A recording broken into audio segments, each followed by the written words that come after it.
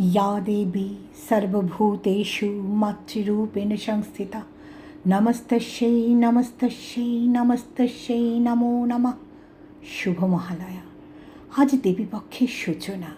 মায়ের আগমন বার্তা আমাদের দেয় নতুন প্রাণের সঞ্চার। আজ আনন্দে আত্মহারা চারিদিক। তবে এটাও সত্য, মায়ের কথা কে না জানে।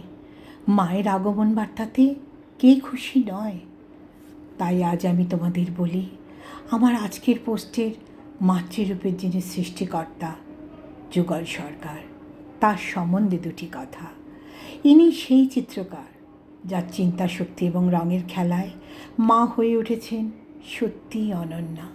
সত্যি বলছি, সকালে ঘুম ভাঙার পর ভাবি এই সৃষ্টিকর্তার কোন নতুন সৃষ্টি আজ দেখব। মন ভরে উঠবে নতুন উদ্যমে, রঙিন হয়ে উঠবে চোখ যখন ভাবি বাংলার বালুরঘাটের একটি ছোট ছেলে, যার কোনো প্রপার ট্রেনিংই হয়নি কখনো, আজ একজন প্রসিদ্ধ শিল্পী হয়ে উঠেছেন, যার সৃষ্টি অত্যন্ত জীবন্ত।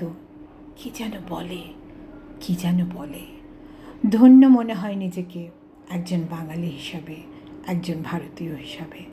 হয়তো তোমরা অনেকেই ওনাকে চেনো, ওনার সৃষ্টি তোমাদের খুব ভালো লাগবে আমি জানি। আমার মুগ্ধতা, আমার ভালো লাগার কাছে আজকের পোস্টটি কিছুই না।